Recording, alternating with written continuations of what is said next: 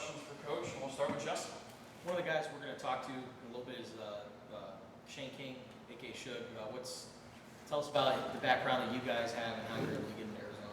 Yeah, so I recruited Shug to Marshall, and that's kind of when our relationship kind of took off. And even before I got to Marshall, I was at Purdue at the time being in the transition when Diggy first got there. And so Diggy actually reached out to Shane and sparked his interest. And he was actually at Hightower High School in Houston, Texas. That's where his dad lives. And, that last year of high school, they felt it was best to transfer back to Gainesville with his mom. And so he played his last year in Georgia. And, he played receiver his first 3 years of high school, and he only played really tight end for that last year a little bit, and he was still primarily in a flexed out position. He did a little bit of tight end, but you just saw, his versatility, his athleticism, and then his toughness. And he was always a denser kid. He kind of reminded Diggy and I of Quentin Morris, a tight end that we had at Bowling Green that's been in the NFL now with the Jaguars and Bills for 7-8+ years, of just a dense kid that couldn't ever keep the weight off. Quentin would be 230, and he looked famished. And, Shug kind of reminds us of that, and his athleticism and versatility. And, he just needed a couple games because he's never played the tight end position. And so we watched the first 3 or 4 when we were at Marshall, when he was playing at Gainesville, and we were super impressive. And went down there during our bye week and watched him and started heavily recruiting him and getting involved, and our relationship kind of took off and evolved from there.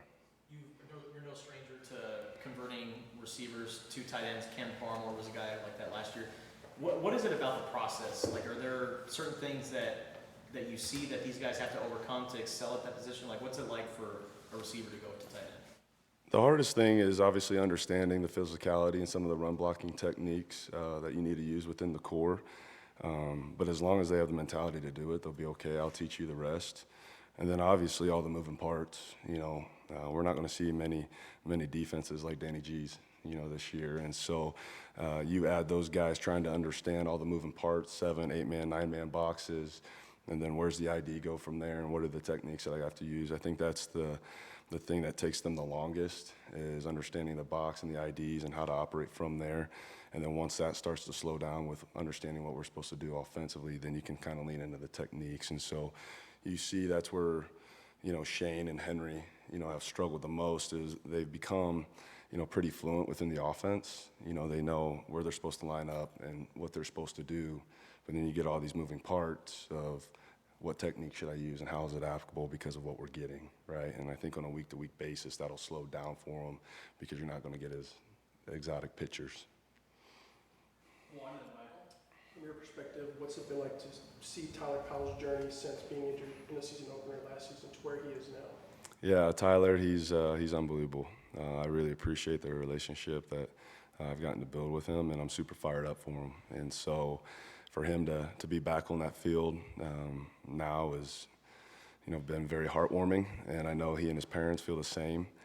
And even though he didn't get to play a lot last year, obviously the first play of the year, it's slowed down for him. And so he's able to go out there and play fast and get lined up and to know what he's supposed to do. And so you see the confidence that he still had from the injury. And now the more practices we get in, you start to see some of the rust getting knocked off with taking the proper steps and the footwork, being more confident, getting in and out of routes and changing directions and attacking the ball when it's thrown to him. And so his process has been very fun to watch. And obviously after his parents, I'll be his next biggest fan, and he deserves it. He's worked extremely hard for this opportunity, and there's nothing more that I want for him to go out there and flourish. Michael and David. What is your assessment of the tight end room overall so far in training camp? I've been very pleased with their growth. They've all leaned into the physicality needed to be successful. Obviously, we can clean up on, some of our tracks and some of our hand placements in the run game and, our certain techniques that we're working on counter. But none of them are scared, and they're going to throw it up in there. They're going to be violent, and been super, super proud of them for choosing violence most of the practices. And then obviously, the more practice we get in of understanding who and what skill sets is best suitable for us for certain things in the play action game or, in open sets and things of that nature. But I've been very pleased with how the room has come along, and we just got to do a good job of, now we've kind of really understand what they can do within their own skin, so to speak, and putting those guys in the best situation, who's ever on the field, to go out there and be successful.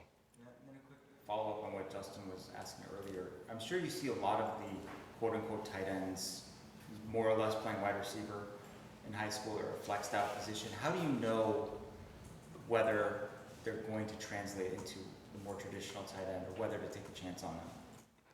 Yeah, I don't think you ever fully know, right? No one bats 1,000% in baseball terms. But that's where I kind of really lean into, the families and their upbringing, understanding how they were raised and what their values are. Henry, I know that he's going to be successful at some point because of the values that Leo and Colleen have instilled in him, right? And how tough he is. And his brothers Victor played at, Tarleton in 1AA school and was a very prominent QB, and they're super competitive, right? And so you try to find things like that, and then obviously they got to go out there and go do it, physically as well. But if we're being honest, how many tight ends do you actually see are physical in the run game anyways, right? Most of them are position blockers or want to take the plays off, and they're getting dented on the front side. So, that's not what I teach and not what we do. And so, I'm pretty confident that they're going to be better suited off with what we're teaching, and as long as they got the confidence and physicality to do it, they'll have success. And the prime example is Cam Barmore. Not one time or very few times did Cam Barmore get dented at 235 pounds because he understood the technique and he was confident in getting off the ball. David and Justin. Coach, you added a number of guys into the room, veteran guys. You talked about Shane King, and obviously Arthur Band comes in as well. What's his scouting report, and what do you see from him so far? Which one scouting report? Arthur. Arthur's done a great job. He's slowly getting more confident. He went through probably the biggest transition physically, more so than Shane and Henry with the weight that he added. And so the best thing that he did is he went from, 230, 235 to 250. And so he put that on by the end of spring. And so he's had all summer with CC, Coach Carroll, and his staff to now get a little bit of the mobility back, change the direction, and kind of change some of what was fatty tissue into muscle again. And so as he's getting more used to carrying that weight, which he's never carried before, you start to see the athleticism come back and the confidence. And so, Arthur, like TP, I think he's going to be that guy that can be really successful for you on the front and back side of zones. He's got to drop his hips a little bit more and not bend as much on counter and divide zone. And then he's fluid enough to get in and out of concepts within the pass game. And, he's a converted basketball player back in the day, and so he's got great athleticism and explosion in there. And so he's got to do a better job of reserving his stride length in certain routes and gaining more ground and not being so choppy with some of his things so he can, maintain control in and out of breaks. But been very pleased with what Art has done for us. Justin and Cole. We hear all the time about different position groups and how they bond off the field and around the facility. How do your guys connect with each other?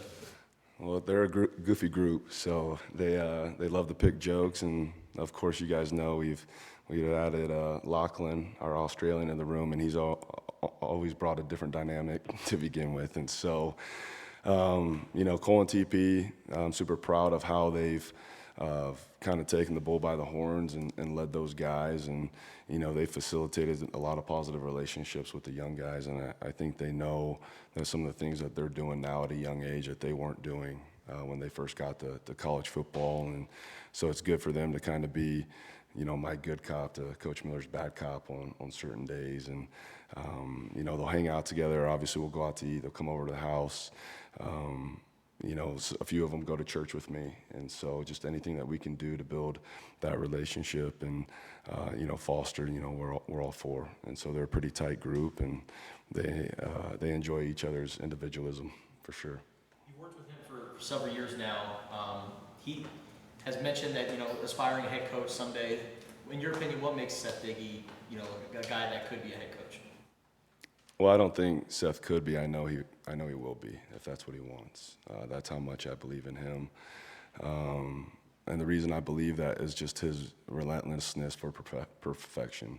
And it's not about him, yeah, we all have egos, but it's truly not about him. It's about the kids. And he wants to do things the right way. And part of the right way is putting the kids in position to be successful. And if and when he gets that opportunity, I know he'll excel because he always keeps the main thing. And it's about the kids. And just watching how meticulous he is and make sure that Noah's in the right situation, or we're putting the receiver or the tight end or the O-line in the best position to be successful. There's no detail that's too big or too small. And that won't ever change whether he's a coordinator or a head coach. And I know that obviously he excels now, but if and when that time comes, he'll continue to excel in that role. Cole in the back, and then Michael. Do you feel like Cole gives you kind of more of a passing threat in the tight end room that maybe you haven't had it in the past? I wouldn't necessarily say had in the past because Cam became that for us late in the year.